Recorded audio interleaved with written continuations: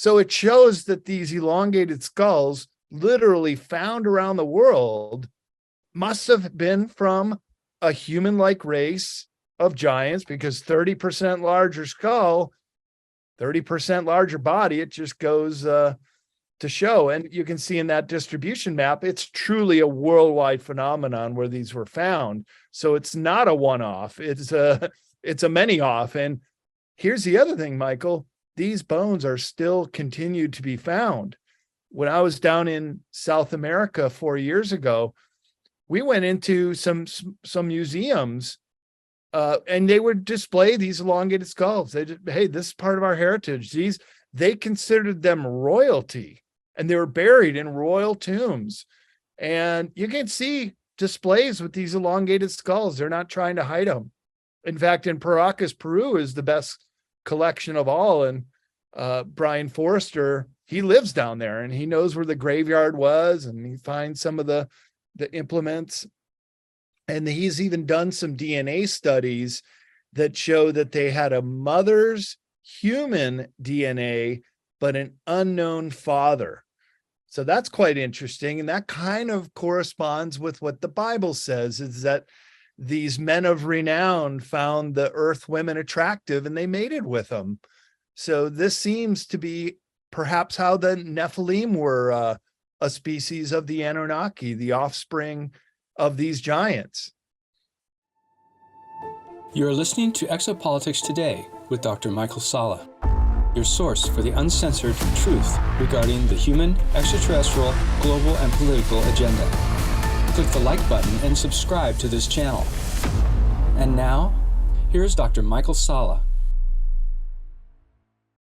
Well, it's my great pleasure to welcome Brad Olsen back to Exopolitics Today. Welcome, Brad. Hey, Michael, it's great to be back on Exopolitics Today.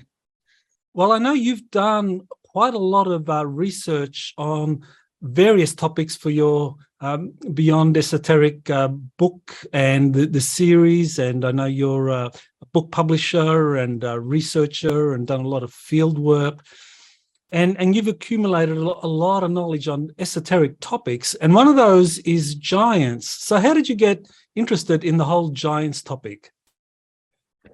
Well, it's not just that I'm a really tall guy, because when I got into it, I found that they're way, way, way taller than my 6'9" frame, but they're 7, 8, even 10 and 12 feet tall.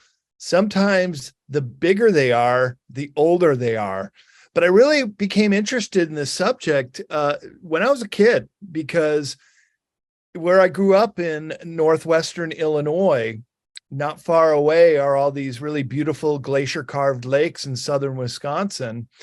And one of them is called Lake Delavan. And there was a dig there about 100 years ago where they discovered all these giants. And it turns out there are effigy mounds in southern Wisconsin near the shore of some of these lakes. And that's the famous dig there, which was done by professors of Beloit College. I mean, they did everything textbook, the way archaeology should be done. And if you go to the headline of the Wisconsin newspaper, they were announcing it as this incredible find of giants. And like so many cases of professional archaeological digs, you have the Smithsonian coming in right after the announcement goes over the wire. And here in this case, the New York Times is picking it up. And the Smithsonian shows up. They're like Johnny on the spot, showing their FBI badges. Say, well, we're taking over here. We outrank you guys. And as in most cases, those archaeologists would have to defer to the Smithsonian and say, well, but please keep us abreast of your findings. And almost routinely, they would go back to the Smithsonian and say, well, what else did you find? What are some cultural traits of these giants that we are starting to discover? And routinely they'd say, we don't know what you're talking about. There are no giant bones here. And they've denied it ever since. So it is what we call Smithsonian Gate in this country, where these out of place artifacts, OOPAs, or giant bones, just go missing. They do not want to deal with the subject. And so that has just stoked my interest even more and got me involved in giving talks on the giants at conferences and having a chapter in Beyond Esoteric called Suppressed Human Origins, because they lived on this earth just as we did in prehistoric times. And there's a big story that's not being told about who and what these giants were. Well, I've heard again and again that the Smithsonian does play this role in covering up a lot of topics. So that raises the question, do you think the Smithsonian was set up? I mean, it was a grant from the Smithson family that was set up deliberately to play this role of kind of like, on the one hand, it's got a useful cover of being a philanthropic organization that sponsors research into archaeology and esoteric topics, but on the other hand, it kind of monopolizes the flow of information and I think Michael Cremo calls it knowledge filtration, that they can just pluck things out very easily that they don't want to be part of the mainstream narrative. And they do that. And I've met Michael Cremo at a couple conferences, and he does a ton of it as well as OOPAs that are found and then lost all around the world. So why do they do it? That's the age-old question. And it really comes down to when the Smithsonian Institute was formed, that we were going through the colonization of North America and this notion of manifest destiny, that it's our right to take the land and keep going westward. And the Indians were more of a nuisance than anything. So their culture was largely eviscerated. And when it came to the giant bones, they were looked at originally as, and there's many headlines from the 19th century that say giant Indian bones found. That was a common theme, was to call them Indian bones, because they didn't know otherwise before they went missing. But because it was this out of place artifact, because it didn't fit with the normal narrative, nor with the religious institutions. Let's also keep in mind that people were very religious back then, and to have giants in America, well, it kind of upset the apple cart. And I don't think religious leaders liked it so much as well. But then you have giants in the Bible and the Nephilim and all these other references to giants, but they didn't like to find them here in America. And of course, giants have been found around the world, especially these ones with the elongated skulls. And it's not just a one-off tribe of really tall and really elongated skull humans, that they're not quite human at all. In fact, they're very different from human skulls, in so much that they don't have the central suture down the middle of the skull. Look at the size in the back of the head, how elongated some of them are. They have 30% larger cranial capacity. That is, it's measured with the little BBs we used to shoot in our BB guns. You would put the BBs in the cranial capacity and get a number for how many BBs you could fit in it. And so they're 30% larger than an average human. So there are ways to wrap a head and put a board on it. There's the Flathead Indians of Idaho did it, and other tribes and people around the world do cranial deformation. But what you cannot do when you change the shape of your skull is add extra capacity. That's just impossible. So it shows that these elongated skulls, literally found around the world, must have been from a human-like race of giants, because 30% larger skull, 30% larger body, it just goes to show. And you can see in that distribution map, it's truly a worldwide phenomenon where these were found. So it's not a one-off, it's a many-off. And here's the other thing, Michael, these bones are still continued to be found. when I was down in South America 4 years ago, we went into some museums, and they would display these elongated skulls. They just, hey, this is part of our heritage. They considered them royalty, and they were buried in royal tombs. And you can see displays with these elongated skulls. They're not trying to hide them. In fact, in Paracas, Peru is the best collection of all. And Brian Forrester, he lives down there, and he knows where the graveyard was, and he finds some of the implements. And he's even done some DNA studies that show that they had a mother's human DNA, but an unknown father. So that's quite interesting. And that kind of corresponds with what the Bible says, is that these men of renown found the earth women attractive and they mated with them. So this seems to be perhaps how the Nephilim were a species of the Anunnaki, the offspring of these giants. Well, that's a very important topic, because I know the book of Genesis talks about the arrival of the fallen, or it talks about the fallen angels, and it talks about the Nephilim. And the book of Enoch talks about the fallen angels in great specificity. It outlines that there was 200 of them that landed there on Mount Hermon, and then they created all sorts of kind of like offspring and spread a lot of forbidden knowledge, and humanity didn't seem to be kind of quite ready for it. So the book of Enoch kind of describes this war that happened between the so-called fallen angels. But one of the things that I think really is worth emphasizing is that there's this relationship between these fallen angels, which we can take as a faction of extraterrestrials. I mean, that's what they are. They're just extraterrestrials, and they're fallen because the writers of the Bible chose to describe that particular faction of extraterrestrials as somehow bad or evil, because they mixed, interbred with humanity, and they shared all of this forbidden knowledge and technology with humanity, and so they were regarded as fallen angels in the book of Enoch.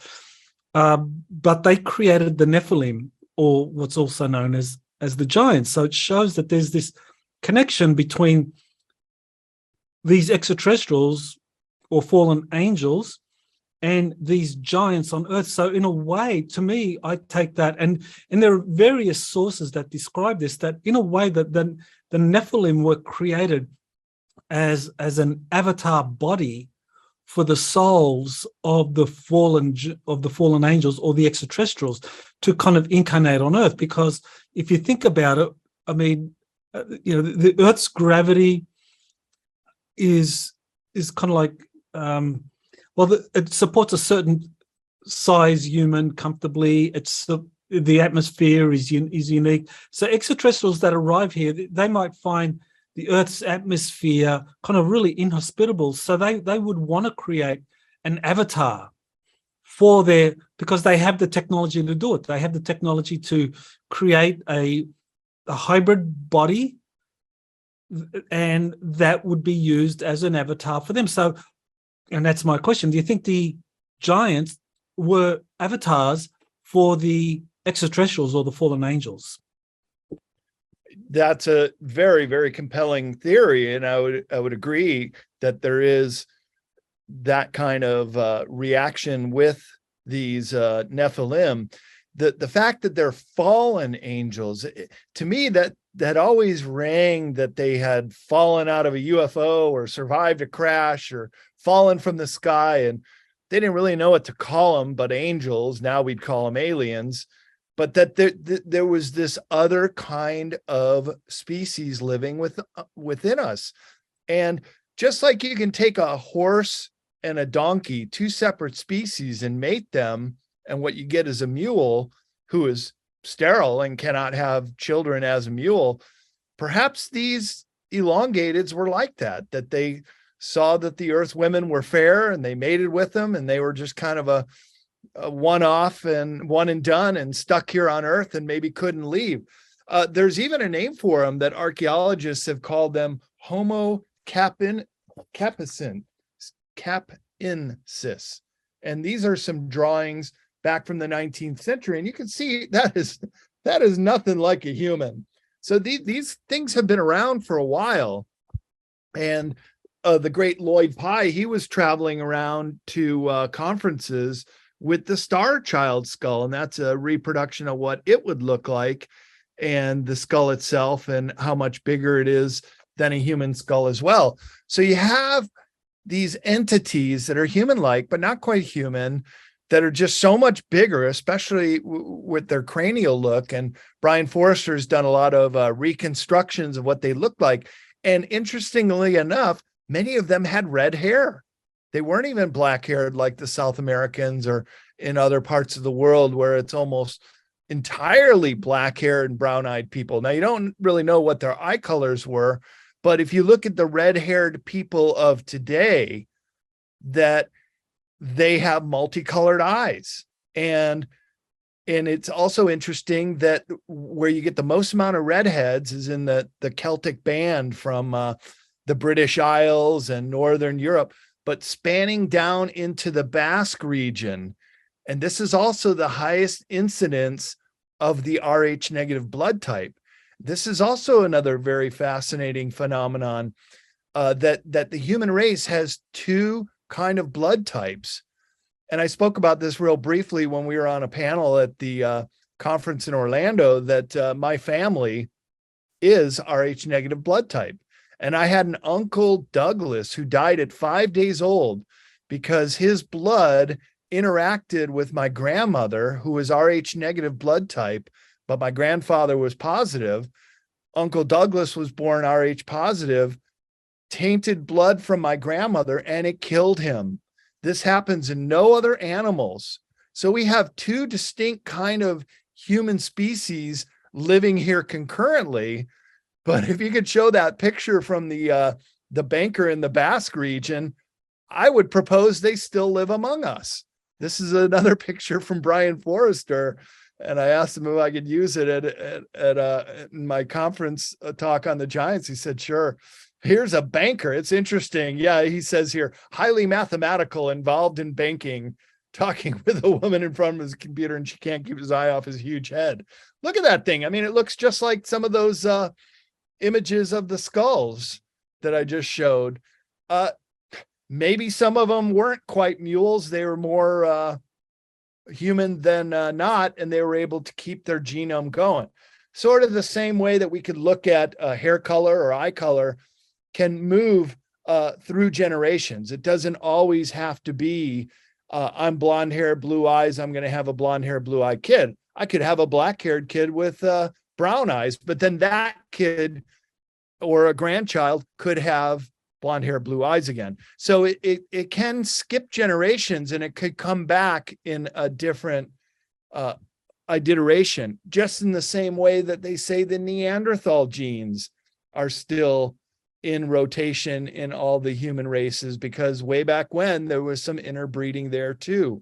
So really, the big picture here, Michael, is we are just an amalgamation of all these different genome types, some from proto-humans who are Rh positive. In fact, that's what it means. Rh is rhesus monkey, directly tracing the genetics to the great apes and these proto-humans coming up. But then you have this explosion of Homo sapiens on the planet. And this is what I find super fascinating, because the founder of the DNA, his name is Francis Crick. He said the odds of Homo sapiens just exploding on the scene, as advanced as we are, with pineal gland and these fingers that are so ambidextrous, and we can do so many things with our brain, and so much more advanced than the Neanderthal or Homo erectus were. He akined it to going to a garage sale and a whole 747 airplane is disassembled, and you and I being able to put it back together, which is next to impossible. So he was saying that the Homo sapien genome is next to impossible unless you talk about some interbreeding and perhaps genetic tinkering. And this is the whole Zecharia Sitchin, that we're all a product of Enlil and Enki and son Marduk, and they were the progenitors of modern Homo sapien. And that would correspond with what Francis Crick is saying, is that you don't have this kind of massive leap in the ability of Homo sapiens as quickly as it came, unless you can factor in another factor, such as interbreeding or genetic tinkering. Yeah, when we're talking about that topic of genetic tinkering and different extraterrestrials, we're talking about something that goes back far into human history. I mean, millions of years even. And this is something worth emphasizing, because I know a lot of people talk about the Anunnaki, but according to the Sumerian texts, the Anunnaki arrived 450,000 years ago. But prior to that, there were other genetic experiments, other arrivals, other civilizations. Right. And so maybe these giants are kind of like a leftover from these very ancient civilizations, and the Anunnaki kind of came in and brought in their own kind of put their own mark on it. But I wanted to kind of segue into this diagram you shared with me about the different sized giants. And I just wanted to kind of like get you to kind of like, just to give people an idea of what we're talking about here. I mean, you've got different heights. So, maybe just talk about some of these guys. Maximilian Thrax, the Roman emperor, and Goliath. Yeah, you want to talk about those guys, and Og, talk about them. Yeah, and you can see that the largest ones were all finds that were uncovered. So they had bone samples, and they were able to compute these heights in inches here, or in feet, 36 feet tall. And these guys are massive. You can see present day man on the left there. And then you have those in the Bible, such as Goliath, who was slain by David in the famous battle with a slingshot, hit him right between the eyes. And then King Og of Bashan, who is also featured in the Bible from 1400 BC. And then even a Caesar of Rome, Maximinus Thrax, Caesar of Rome, even into more modern time, 235 to 238 AD. So not even 2,000 years old. They were almost 9 feet tall. Now, just to give the listeners perspective, the tallest known man in the world was Robert Waldo. And he was about the size of Maximinus, slightly taller, just under 9 feet. And it was known that he had a pituitary gland that just kept going into overdrive and made him grow and keep growing. And he was still growing at the day he died. He just got so big, it was almost like he became a dinosaur of a human, and gravity was just too much for him. But in some of these larger ones, they go back so far that it could be that there was a different gravity on the earth in those days. And you kind of think Brontosaurus and some of these larger dinosaurs, how are they able to live as big as they were with the gravity that we have today? And I would propose that the gravity field was less than it is today to allow them to exist. And when I was a kid, I'd go to the Field Museum in Chicago, and right when you walk into the rotunda, there's a life-size skeleton of Tyrannosaurus Rex. It's quite impressive when you see it face to face. And I sent you another photo of a giant in Ecuador. You go to this museum in Ecuador, first thing you see in the rotunda is one of the giants as a skeleton. And you can see how literally ginormous this thing is. But because it didn't fit the narrative, and because Manifest Destiny in this country, they didn't want to have to explain this. They didn't want to have to rewrite the history, go to the theologians and have them explain it in religious terms. And this stuff just got swept under the rug. And it's quite a shame, because it's part of our ancient history. And because it's a matter that's only known to a select few, therefore it's an esoteric subject, and I have to cover it in my esoteric book in the Suppressed Human History chapter. Well, I'm glad you do cover it in your book. Definitely, beyond esoteric. I think you got a chapter on the giants in there, as I recall. Sure do. Definitely worth getting a copy of that. So I recommend people to do that. Now, this diagram, I just want to go back to it, to this showing the different size giants. Now, I mean, we see the size of the normal human at the far left. And I mean, these giants, I mean, it's quite clear that this is not a product of natural selection, that there's not some kind of natural process in any way related to Darwinian theory of evolution, that this is clearly an example of extraterrestrials creating these giants. And I think that they created them as giants, and for a couple of reasons. One, a giant that would be a suitable host for a suitable avatar for the starseed, or because they could transfer the consciousness from the extraterrestrial on the spacecraft, and that spacecraft could park itself on Earth or in orbit, and they go into a stasis chamber, and their consciousness transfers into one of these giants that have been genetically created. But they were genetically created, of course, with superior intelligence, with the elongated skulls, but also with that incredible height. If you're a normal human, 6 foot, and you meet someone that's over 20 feet high, I mean that would be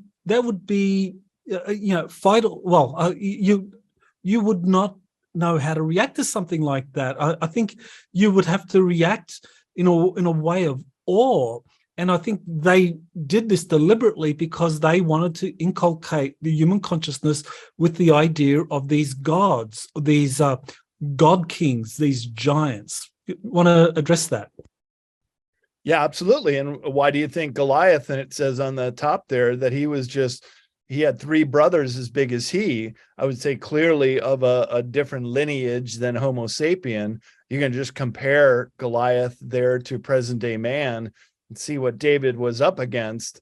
And surely they would be recruited to be the warrior class. And in fact, Michael, you find a lot of historic photos, even out in Asia and Tibet, the first Westerners going out there, meeting the guards, the guardian class, the people who were giants and were defending the kingdom, or the king's own personal guard, are just massive. And that's why this is really a worldwide phenomenon, even though these skeletal remains are mostly from Europe or around the Mediterranean area. It's truly a worldwide phenomenon. And therefore, we can say that they came from somewhere else and had some kind of interaction, or perhaps ruling over the minions. And a lot of the hieroglyphics representations of giants from Egypt show them in this kind of proportion, 2 or 3 or 5 times larger than a normal human. And a lot of times those Egyptian hieroglyphs, they weren't exaggerating so much. They were just showing it the way it was. And we could show that one of the Egyptians on the boat. Yeah, they made the little puny humans row the boats, and the giants were the ones doing the pleasure cruise.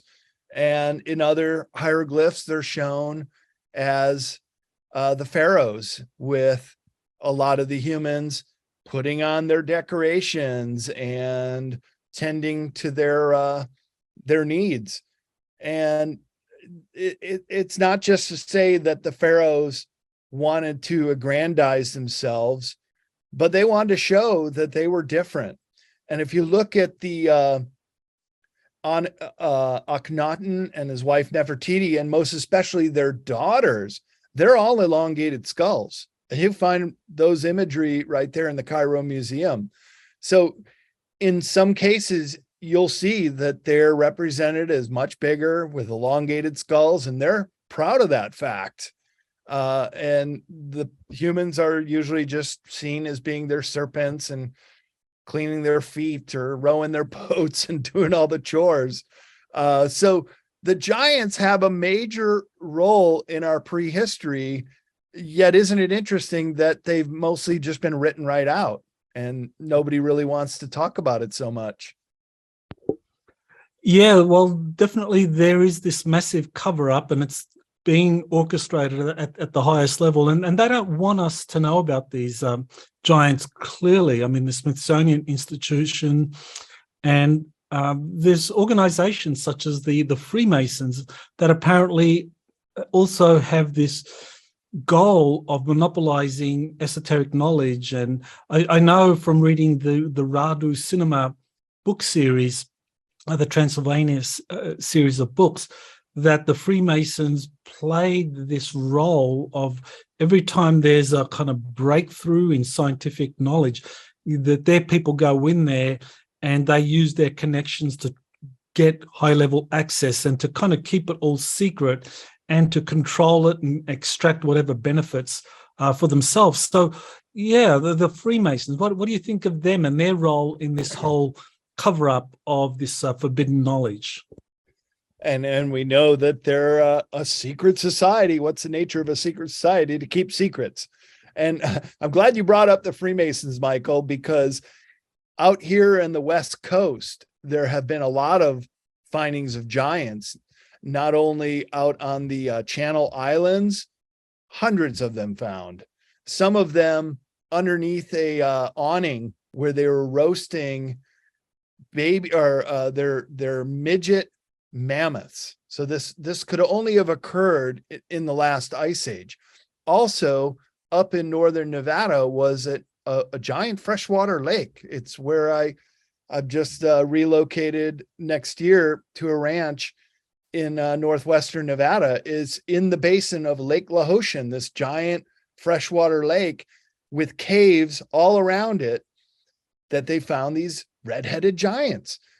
They were so unusual because they were mummified, much in the same manner as Egyptian mummification, but they had created their own implements, their own tools, their own hunting gear, even duck decoys that were so amazingly unique to them. They have to call them by their own name, and it's the Lovelock culture, named after the biggest cave called Lovelock Cave just outside of Lovelock, Nevada, where they found dozens of these mummified red-haired giants.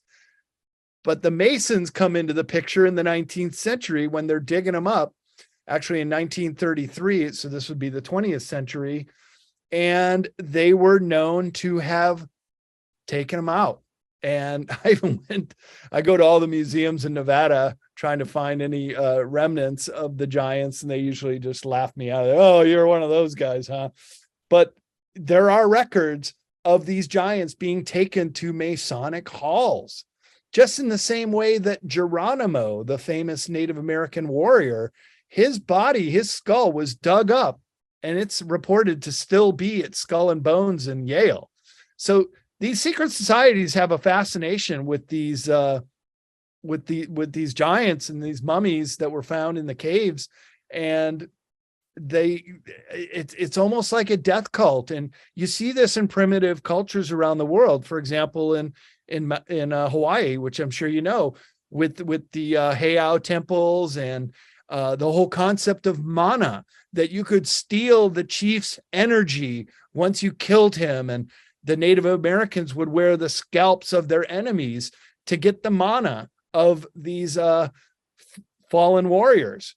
So it's kind of a reoccurring theme around the world that they're trying to capture the energy or the essence of these giants after they've lived, and keep them in their close quarters behind lock and key in many cases. And I've not been able to get close to them. Now, my colleague and friend, David Hatcher Childress, who's in a lot of the Ancient Alien shows, he's tracked a few down, and he has confirmed to me that he knows that the Masons have collected some of these giant skulls, and he wrote about them in his Lost Cities of North America book, if anybody wants to read the finer print and get some of the details on that. And he kind of set me off on this adventure to try to locate them some myself. And out on the Channel Islands here in California, they have found some new bones. But as soon as you make an announcement or try to collect any kind of resources for an archaeological dig, they're still coming in and quashing the story. They will not let it go. So I'm not sure how we're ever going to get a real pure dig that can be announced to the world. It's still a cover up that goes on to this day, which is so confounding that that this should be so hard for people to wrap their head around, that these giants could have walked the earth a long time ago. Or maybe it's to cover that they're still alive today. And Michael, I know in your research with Antarctica, and both of us very familiar with the topic, I went down there 4 years ago on a sailboat and collecting all the information I can. And your research on the arcs down in Antarctica and JP's information that they're all over the world. Well, what do you know? They're built for giants. They're built for ginormous humans. And these are supposedly what are waking up in these stasis chambers. So perhaps there's a cover up because there is still an ongoing story of them existing, even alive here on Earth today. Yeah, there's that phenomenon of these space arcs that are being discovered or being revealed by various sources, JP being one of them, and that they report JP, Jean-Charles Moyen, Elena Danan report seeing these very large sarcophagi or these stasis chambers where they saw giants in them, and they're estimated to be around 10 feet or more in size. And these are described as the crew for those giant space arcs that can take hundreds of thousands of people, or tens of thousands at the very least, that these are operational craft, and that the crew are sleeping in these stasis chambers, but that their consciousness has been transferred into an ordinary human body, and they're living as starseeds, and they at some point presumably will awaken.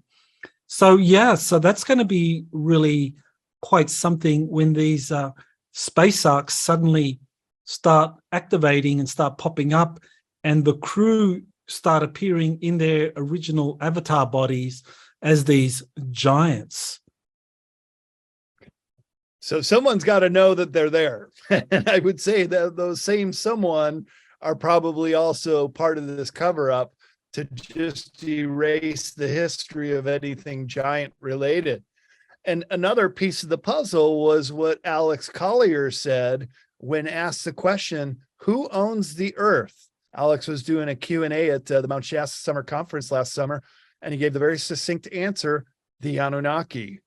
So according to him, they're still around and they're still running the show. And maybe the people that we think are running the world, the Rothschilds or Rockefellers, are more like the colonels and majors in the hierarchy here. And the real generals are these off-planet types that are protecting their own, these stasis chambers. And isn't it interesting that they're all built for giants? Not you and me, even though I'm a tall guy, they're way bigger than me. And it seems that they're the real rulers of this planet Earth, and why so many things just don't make any sense.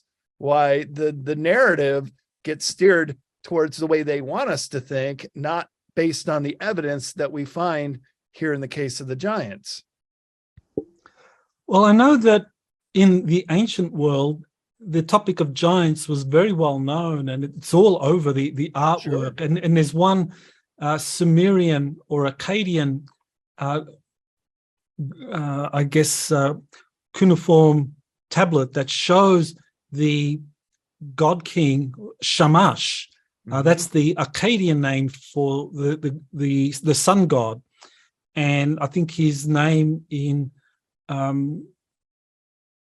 Sumerian was actually Utu. I think it was Utu in Sumerian. But there you see the size of Shamash compared to the king, so that the first midget on the left is a normal sized king of Earth, of that era in ancient Sumeria, and behind him are two minor gods, and they're kind of, you can see that they're a little bit larger, but Shamesh must be about 25 feet tall in comparison to these other guys. And I think maybe this was the whole hierarchy thing, that you have a gradation in terms of, you know, the biggest of the giants were avatars for the Anunnaki leaders, or these senior extraterrestrials, and the kind of smaller giants, the ones that are around 10 feet or whatever,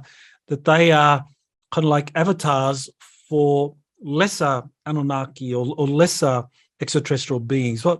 So yeah, I thought that image of Shamash, the sun god, tells a lot about the hierarchy. It sure does. And if you could pop it up one more time, there's another detail, and that is the two animals underneath the giant seat, which appear to be what, lions, would you think? Some kind of animals. You can see they're or perhaps a hoofed animal, but they are in accordance to the size of the people on the left, not the size of the giant. And there's another very famous portrait of Gilgamesh, and he's holding a lion in one arm like it's a house cat. And you can clearly see it's a full-grown lion, which are about as big as humans.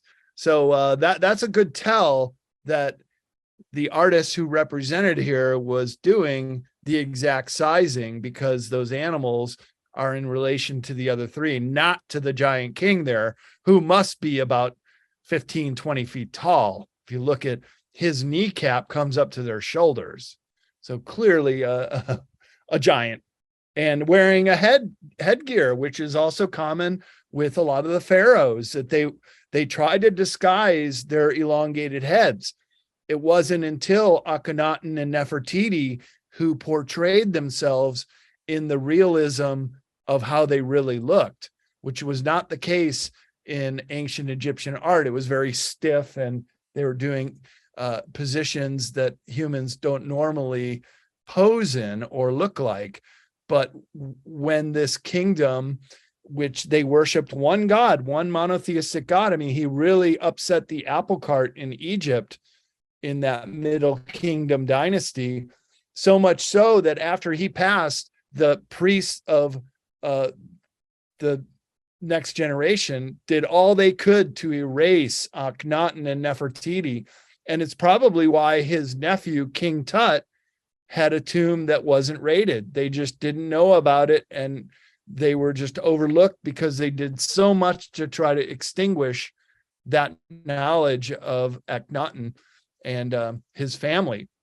So once again, this editing of history has been going on for quite a long time, since the time of Akhenaten. After his reign, they did not want people to worship him or Aten, the sun god, and let's just go back to our pantheon of gods in Egypt and keep things the way they were.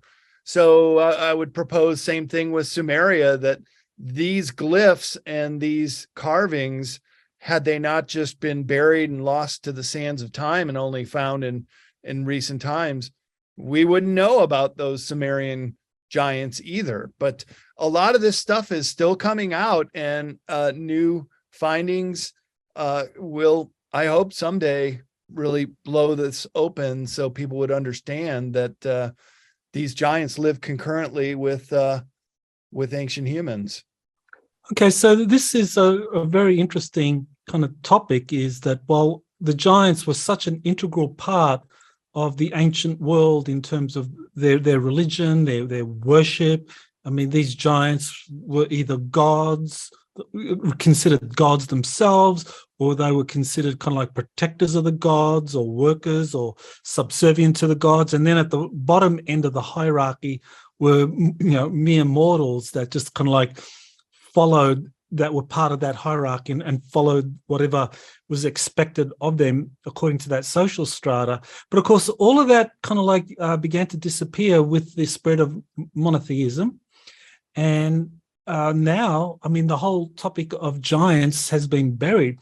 So one question and this is a controversial one, is that, the gods that are depicted in monotheism, whether it's Yahweh, whether it's Allah, are these actual supreme entities as the tradition, as the, those religious systems believe, or are these a rival group of extraterrestrials, such as the Draconians or the reptilians, that don't want the world to know about these human giants who are kind of like avatars or affiliated with a rival group of extraterrestrials, the Anunnaki and the Galactic Federation and so forth? Which would correspond with what Alex is saying, that the true owners of the earth, or at least they consider themselves the owner, are these Anunnaki. So the story is not over yet, that it's still an ongoing tale, and of course has its roots in very ancient times.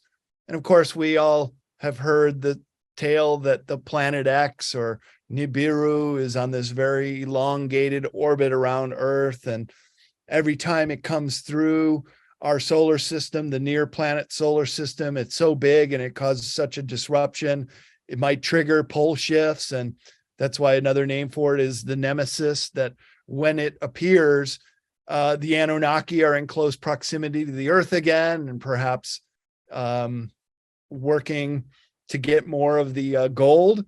So the story that Zechariah Sitchin writes about in his Sumerian texts, interpreting them, saying that they were here to collect the gold in South Africa. And indeed, as Michael Tellinger has pointed out, there are hundreds of ancient gold mines down there, and all kind of old civilization ruins dotting the landscape to this day.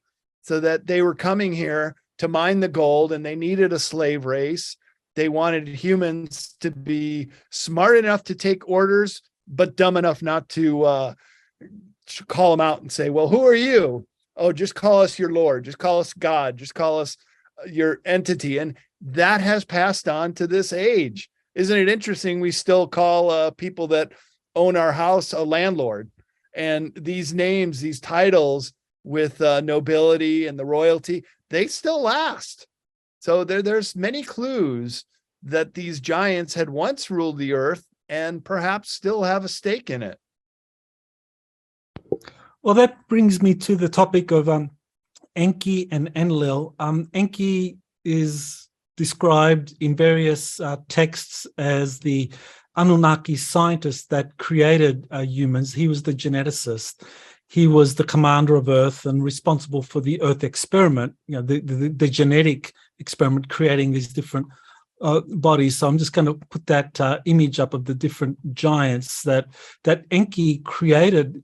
Those different giants, I mean, they performed various functions. I mean, the bigger ones were avatars for Anunnaki. Depending on your status in Anunnaki society, you would be given one of the kind of like larger avatars. And if you were like in a giggy worker, you might be given one of these 20-foot bodies or something like that. And then you have the smaller, like the hybrids, like the size of Goliath and Og, that these were also created as kind of like human kings, but they were also created by Enki. And of course, you have the humans at the very end.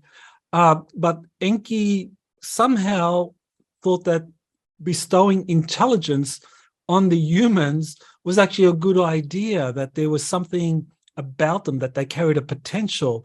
And so he nurtured that. And of course, his half-brother Enlil was like, took the attitude that no, these workers, they're there to serve us. They just just shut up and don't create any problems. And actually, that's what's described in these texts. The Atrahasis actually describes that the humans were making too much noise for Enlil and his faction, and so Enlil said, "Well, let's wipe them out, start again, and just dumb them down." And Enki didn't want to have anything to do with that, and kind of like so there was that dispute between them. So yeah, this Enki Enlil conflict over the degree to which these different humans or these hybrids would be bestowed with intelligence, and the whole thing of 2-stranded DNA and 3-stranded DNA and 12-stranded. Apparently, the Enki created humans with this 12-stranded DNA or something called the Adamic blueprint. What do you kind of like have any information about that or want to comment about that? Well, it would correspond with what Francis Crick said, that we have this advanced DNA that seems to be inserted into our genome, along with all these relics in Africa. If you look at any of the evolutionary charts, we're always out of Africa, and then they'll show the proto-humans becoming the first bipedal walking out of the trees, such as Australopithecus africanus, which is a little bit more advanced than a chimpanzee, all the way up to Homo erectus, who then spread out all across Asia, well down into Indonesia and to the Far East, as well as into Europe. And then the Neanderthals. So you have these proto-humans, but they just got usurped by the very much more intelligent Homo sapiens. And perhaps we're just more articulate, but with a larger brain, although Neanderthals actually have a larger brain than Homo sapien. But because they had such a pronounced muzzle, it's presumed that they weren't able to speak in the same way we did. But if you look at it in terms of what Alex Collier said, and that the Anunnaki still consider themselves the rightful owner of this planet because they created us, and perhaps because they're working with the reptilians and or the other malevolent ETs, which were born here on the planet. So therefore, they can bypass that prime directive, which is other extraterrestrial law, that they're not allowed to interfere with growing, emerging civilizations such as ours.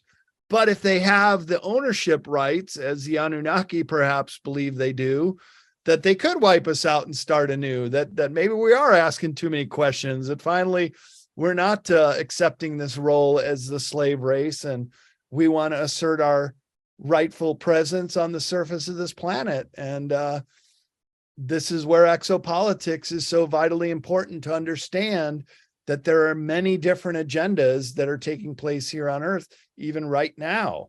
And some of this could be these latent giants too, perhaps waking up in the arcs and saying, hey, what are these earthlings doing all over the place? You got 8 billion of them now? We never wanted that. So let's see. Some of these agendas are going to take different shapes and different forms, I think, in the coming years now. Things are accelerating very quickly, I would say. Yeah, this is a very interesting time in our history, because we're getting more information coming out about the existence of these giants and the stasis chambers that some of these giants are found in. We're hearing stories such as I know Steve Quayle has talked a lot about this, that in Afghanistan, US Special Forces were up there really. They were doing these seek and destroy missions involving giants up in the hills there. So, there, and you look at the history of our history is one where giants are being kind of feared and hunted. I mean, the whole story of David and Goliath, and I remember pop culture describes these giants as like evil beings, and they would be kind of hunted and destroyed. So what is this prejudice against giants? Why is that such a big part of our culture? Well, great question, Michael, because with these Lovelock culture giants in Nevada, there was a story from Sarah Winnemucca, and there's also a town in Winnemucca, Nevada, where the Paiute tribe was from, and they're still there. Sarah Winnemucca in the 19th century was the first educated woman to write down the family history and all the legends and lore. And they said that the Paiutes waged war against the giants mainly because they were cannibals, that they would eat the Paiutes, and therefore they had to they finally trapped them all in the Lovelock Cave, buried them with an avalanche, and then created fires that put smoke into the cave and killed them all because they were eating them and they were being hunted by these giants. So we know that if you're a cannibal, you can't eat your own kind, or you'll start to get really bad degenerative diseases such as mad cow disease. That's because they were feeding these mad cows cow parts. They were cannibals. You can't be a cannibal. You can't eat your own kind. But if you're slightly different or you're not quite human, perhaps that was the workaround. And you mentioned the Kandahar giant. I actually write about it, the account in Beyond Esoteric in the Suppressed Human Origins chapter. And that giant was massive. It was a 12-footer. And he had spike, and he got it into one of the guys, and they just kept shooting him in the eye until they killed this Kandahar giant. They had to get a huge net to carry him out. And where did it go? To Wright-Patterson Base. And Wright-Patterson Base in Ohio is where all the crash retrieval and dead aliens go. They have a huge, massive underground base there where they're working all the time on these alien bodies. In fact, there's the great story of Jackie Gleason of the Honeymooner fame. He was a big proponent of aliens, and he was friends with Richard Nixon. And he asked him, "Hey, I want to go see a alien in a test tube or something." And sure enough, Nixon, the way the story goes, took him to Wright-Pat and took him down, and they saw an alien in a big test tube, a dead alien. So it's interesting that it all kind of ties in there to Wright-Pat, and that these giants are kind of looked at in the same way as, say, a dead alien crash retrieval.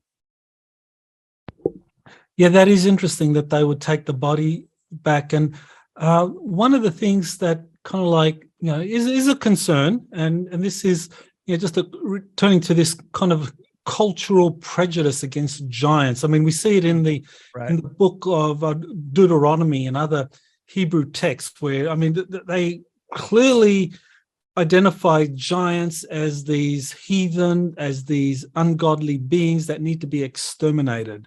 And so you actually have that in the Hebrew text where the Israelites were commanded by Yahweh, whoever that is, and my guess would be, who would be behind orders for genocide? Would it be an all-loving God, or would it be a draconian? Well, let people think about that. But they commanded the Israelites to go out there and slay all these giant tribes to the last man, woman, and child.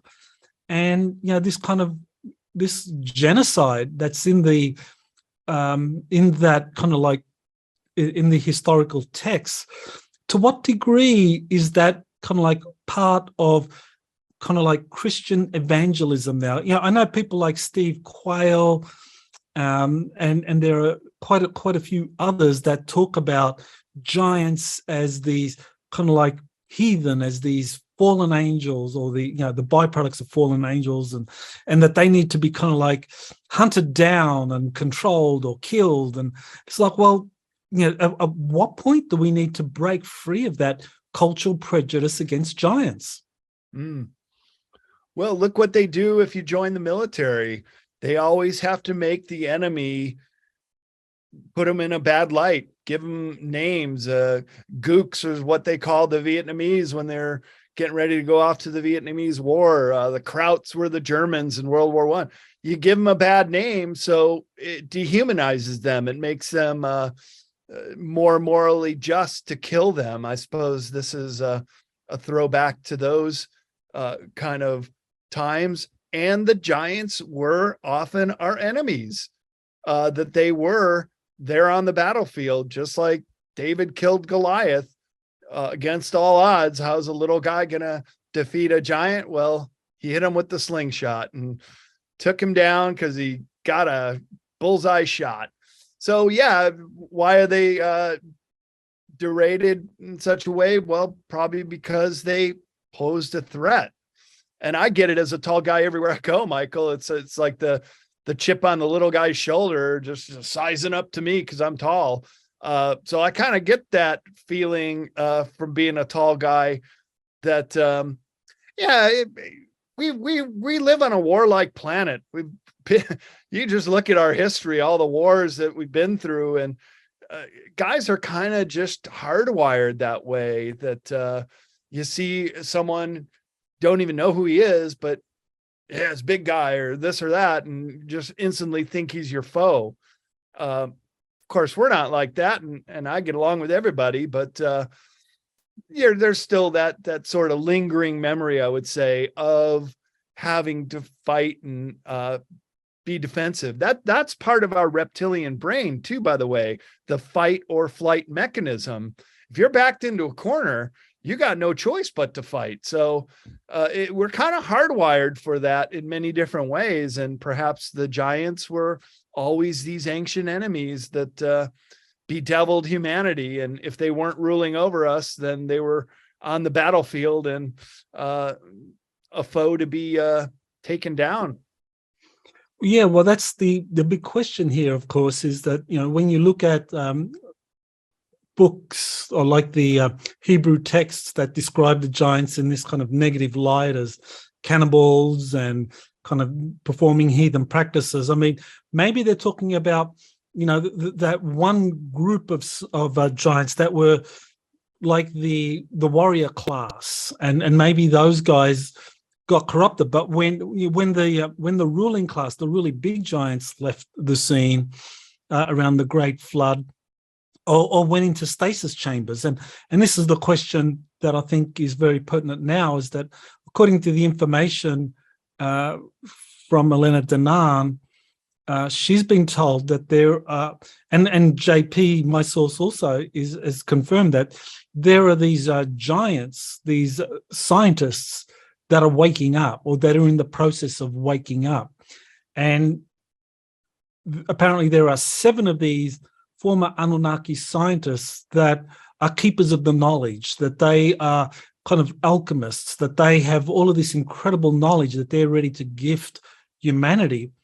But how can you, if these guys wake up and suddenly emerge into the public arena, how would they, what kind of reception would they have? I mean, if we make the assumption, and I think it's a fair one, that not all giants are warriors or cannibals or evil, and some of them are going to be good and benevolent and want to help humanity evolve and break free of this kind of negative draconian reptilian kind of like matrix, to what, how would these guys be regarded by the general population? These are 7 Anunnaki scientists that wake up, just say one turns out to be Quetzalcoatl or Thoth or something, these revered figures.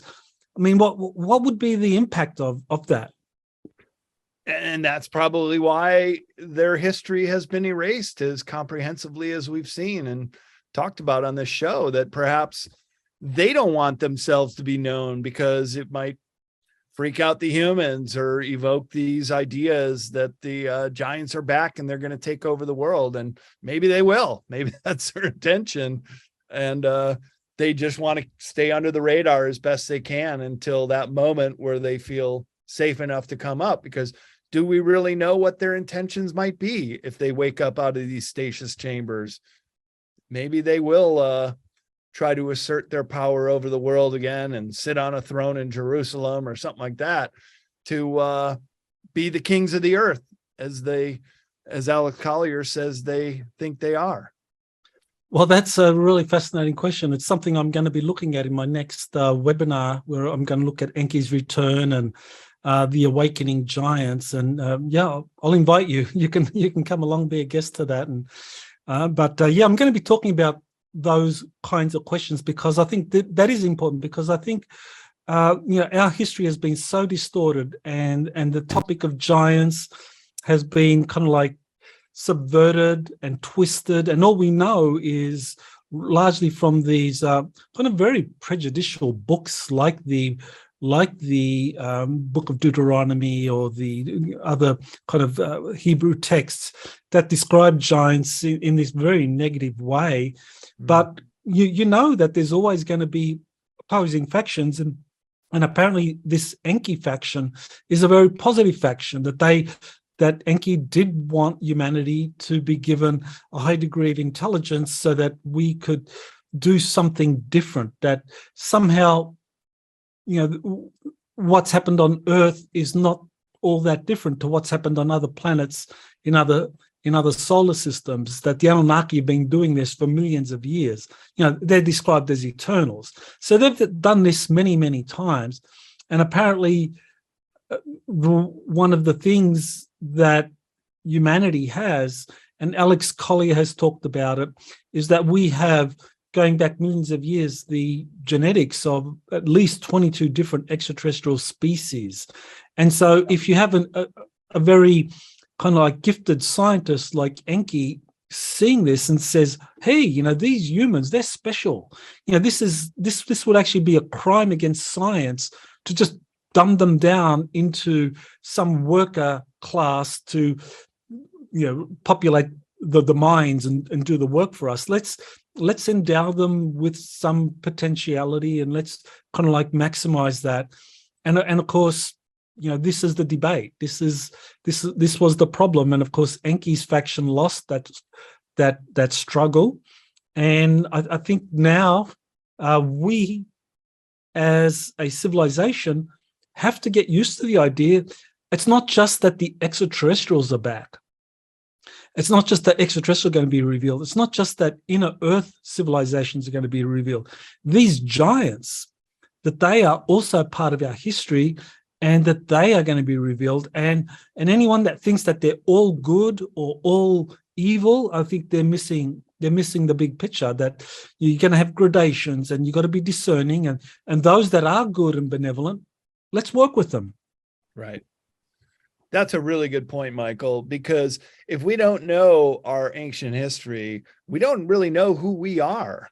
And the suppressed human origins is also the suppressed giants in our past. And this is certainly a field in exopolitics that we really have to come to understand. And the future is still being defined, how and what these giants are going to play. And yeah, let's hope there's good ones and we can work with them and let them know that we have advanced intellect now, and we're not afraid of the big bad giants anymore, and we don't have to demonize them or fight them. And hopefully we can come to a common ground and peacefully work out a future that we can all coexist. Definitely agree with you there. So Brad, where do people go to learn more about your work and the Esoterica book series? Yeah, the best place to go is cccpublishing.com, and that's where you can pick up a copy of Beyond Esoteric and get it signed by me. It's the only place that I get signed copies going out. If you want to know about me and other projects I'm working on and my conference schedule, that's bradolsen.com, bradolsen.com. And we all occasionally get a chance to meet up at some of these conferences, Michael. I always glad to see when you're on the ticket, but I know you're quite busy with the webinars, and I'd be happy to join the next one discussing the giants. Count me in. Okay, well, I definitely look forward to talking to you again and learning more about your work. And thank you for your background and filling us in on this whole topic of giants. It is a kind of mystery for many of us, but you've been working on this for many, many years. So I'm very grateful for your kind of knowledge and sharing that with us in this webinar, or in this interview. So thank you, Brad. Oh, my pleasure, Michael. Always great to talk with you. And I think we covered some pretty important ground here today, and hope your listeners would appreciate that as well. You have been listening to Exopolitics Today with Dr. Michael Salla. Please remember to like, share, and subscribe to this channel. Join or start a conversation in the comments. Take the time to explore the vast library of best-selling books, webinars, and podcasts by Dr. Salla. Visit exopoliticstoday.com.